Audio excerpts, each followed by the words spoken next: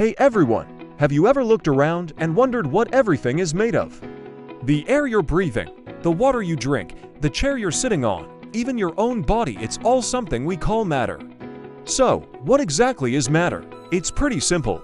Matter is anything that has mass, which is like its weight, and occupies space, meaning it takes up room. Now, this matter comes in different forms. We usually classify it into three main states: solids, liquids, and gases. Let's break down what makes each one unique.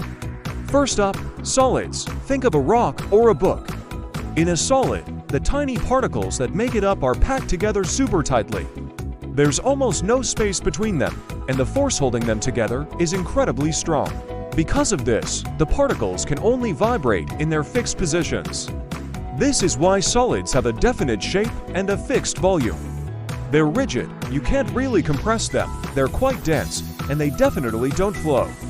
Next, we have liquids. Imagine a glass of water. In a liquid, the particles are a bit more relaxed. They're still close, but they have enough room to slide past one another.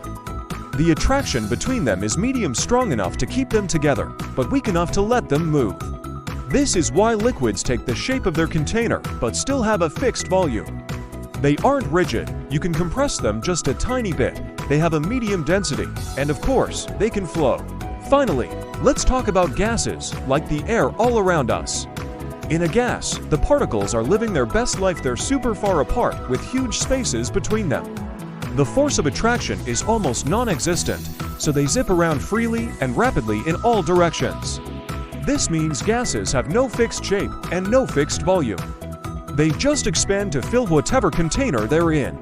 They're not rigid at all, you can compress them easily, they have a very low density, and they flow effortlessly. So there you have it, solids, liquids, and gases. Three different states, each with its own special properties, but all a part of the amazing world of matter. If you found this helpful, don't forget to hit that like button, subscribe to the channel, and share this with anyone who loves easy science. Thanks for watching, and see you in the next one.